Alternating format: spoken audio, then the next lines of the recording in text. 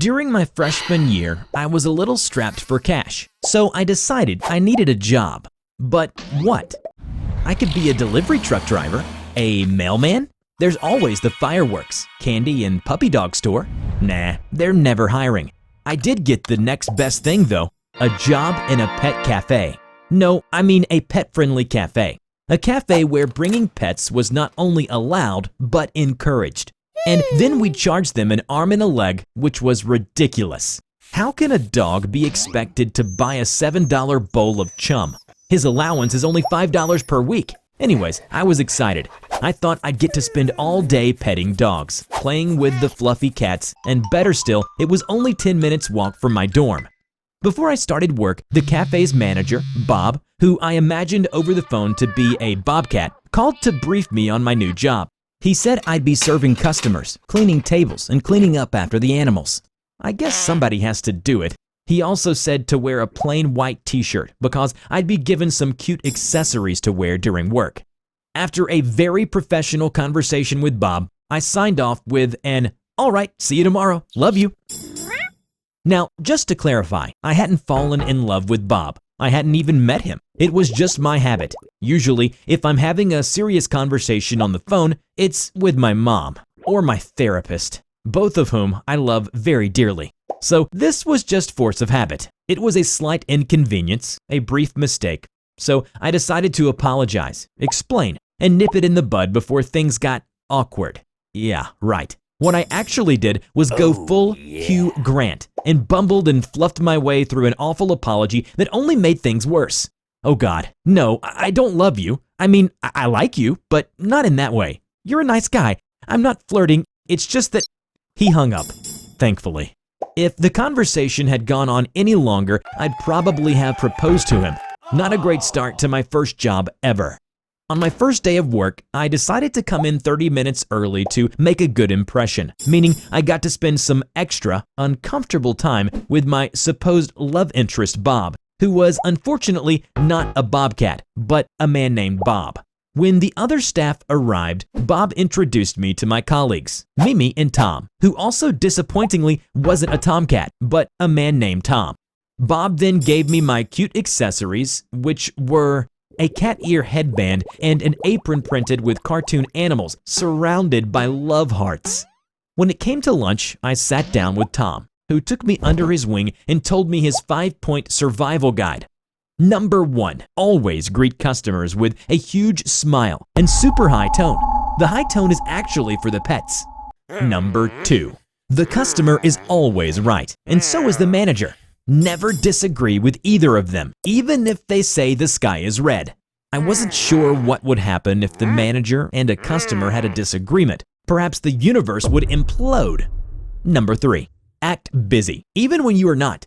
Do something, anything, and walk in and out of the kitchen with a sense of purpose and urgency. This was a great tip, not only for the cafe, but life in general. Number 4, act like you care for pets. This wasn't a problem for me because I really do love pets. If I see a dog on the street or sitting alone in the corner, I just have to go and spend some time with them. I hate to see a dog sitting alone. He must be having a hard time with his owner. Poor little guy. Then Tom guided me through each person's role in the cafe, completely forgetting there was supposed to be 5 survival tips.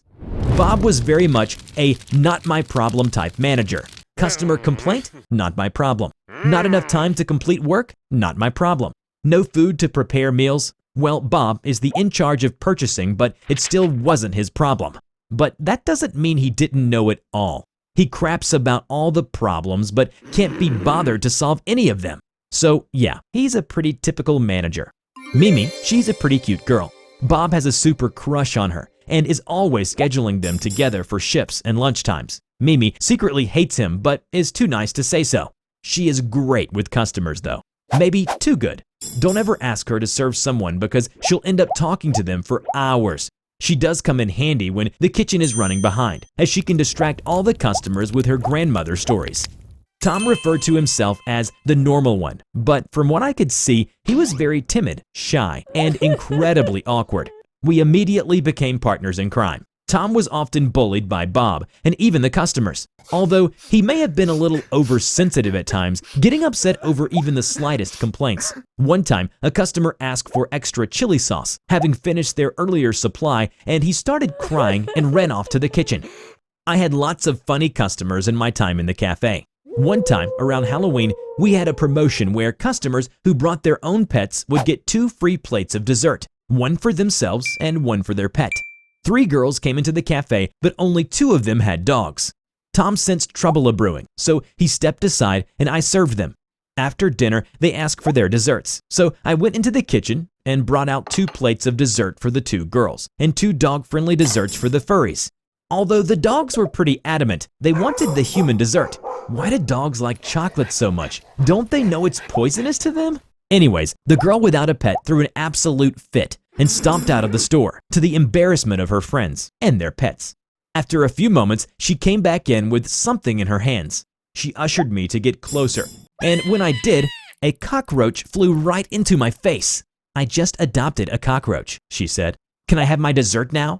I consulted the rule book, and as there was no mention of excluding cockroaches, I gave her her dessert, although the cockroach didn't eat his. I learned that lots of people don't like to order from the menu anymore. I took some really crazy orders in my time, and I don't mean dairy-free or gluten-free stuff, although that is also annoying. I mean stuff that is really out there and even impossible. One customer asked me to crush up the food using a hammer and put it back onto his dog's plate. Man, that is one picky dog. It was weird, but I did it anyways.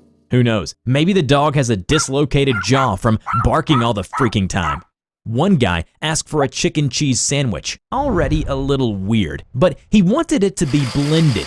He literally said, "Prepare a chicken cheese sandwich and blend it." I gave a polite smile, tried not to vomit. The funniest thing was when I put the ingredients into the blender, and the man insisted I had to first make a fully presentable sandwich, and only then could I blend the ingredients into an indistinguishable mulch. Then there was the time a woman asked me to make her a latte from her own breast milk. The less said about that scenario, the better. The biggest event of my time at the pet cafe was when Bob received a phone call from the boss saying that his father, who we'll call him the big boss, would be visiting the cafe. Bob was ecstatic. He was very much an ass kisser like that. Bob told us to clean the whole cafe, top to bottom, each and every corner. Bob was running around the place, complaining about everything, but doing literally nothing to help. Tom was so anxious about the big boss's arrival that he all of a sudden started crying. Not much happened on my side. Finally, the big moment came. A man walked through the cafe door and gave a nice fatherly smile to Bob. Bob went from a "do I know you" look to "OMG, the king has arrived" look instantly. I had never seen him smile so brightly. Bob greeted the man and led him to the VIP section that he insisted I prepare, and then stood beside the man like a guard dog. Bob told Mimi to bring out the food the kitchen had prepared. Smoked salmon and caviar as appetizers, steak and lobster for the main, and finally some chocolate truffles for dessert. Now, you might be saying to yourself, "Rubber, you never mentioned this was a fancy cafe." It wasn't. According to Tom, Bob took out a can of caviar from his work bag and magicked up some lobster on ice from a box under the counter. It's fair to say that Big Boss really enjoyed his meal. Bob was delighted. Clearly, it was a job well done. Then the man asked where the toilet was. Bob pointed him to the back, and the man said, "Okay, I better get my tools," and left. Get his tools, we thought. Turns out he was the plumber we had called 2 days earlier to fix the bathroom sink. Then the real Big Boss arrived, and he was hungry. But at this stage, we had gone through all our fancy food. What the hell were we going to make him? I hope you enjoyed today's video. Don't forget to click like, subscribe to the channel, and hit the bell. Please share it to your friends if you like this video. Thank you so much for watching, and we will see you in the next video. Bye-bye.